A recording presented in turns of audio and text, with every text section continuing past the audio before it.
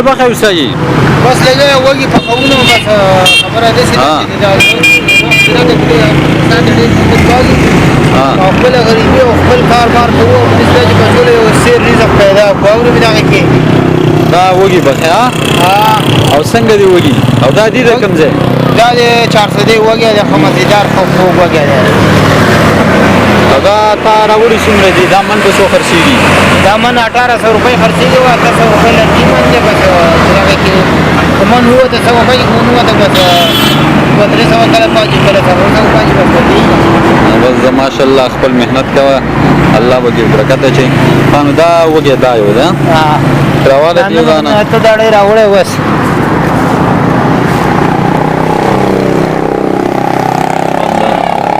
او دا خرڅه بسو 30 روپۍ دا نه ورکوم خندا په ور نو کو کنه 30 نه کده و غواره نه کده 1800 روپۍ وګه من دی او دسه 300 روپۍ لړتیا من او دا په خی څنګه بس مالګه کی په خو لګیا د مالګه نه دا مالګه چې دا ډیره ګرمه لګه بیا ګرمه دا به دسه ګرمه چې نشي نه پخې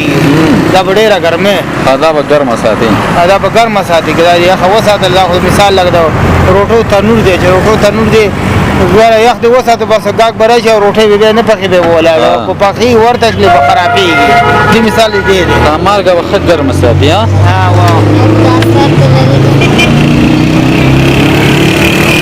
واه دا ورواچ الله بس سپینګو دته به ورواچ واه او سیدا چې ورواچ دا به خد ګرمه دا شګه چې دا به تاسو ګرمه ساتي مرګرو تاسو واورې د مارګري خبرې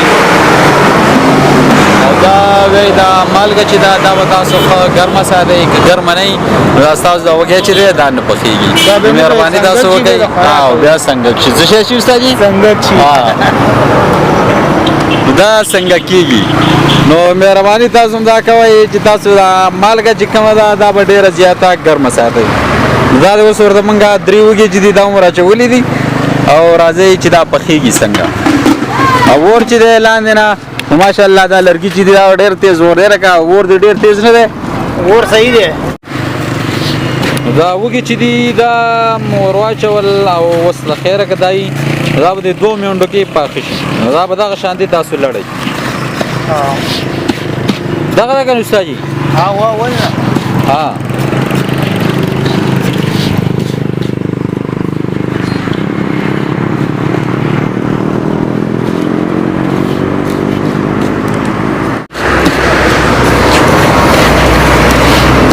دا چې دا خیل موږي دا ټوله مالګه ده ځنه کسانه به شګه او سایه به شګه کې پخې دا مالګه دا غټه مالګه لا اورې مالګه دي وي دا هغه مالګه ده دا چې په بل مالګه کې پخوي نو بیا هغه مالګه د وګین نه راوځي نو دا غټه مالګه دا ډېر زر چې دا داتي دیږي دا چې دا یو سیډ نه پوښ شو او وس دا دوانه سیډونه چې دي دا اوس موږ پخو دوان او دا شان استاد لګیا دی خو په زور سره مهنت کوي لګیا دی ګورو چې د دې ذائقه څنګه ده بیا به اوسېټ دی لا وګه چې دی ماشاءالله دا خو زبردست وګه چې دی لازم دی استاد چې دی را پاخه کړه دا تاسو کتل شي او ډېر مهنت چې دا ډېر مهنت غواړي ماشاءالله وګه چې دا تیار دا وره یاره نه زنه خو ما مالدار وکړي دي دا موږ د استاد دی ورکو ادای چې کې څنګه رااله دا مالدار وکړي دا پاکه دی اوله دا پاکه وکړي دا ماشاءالله خو زبردست وګه چې دا تیار شو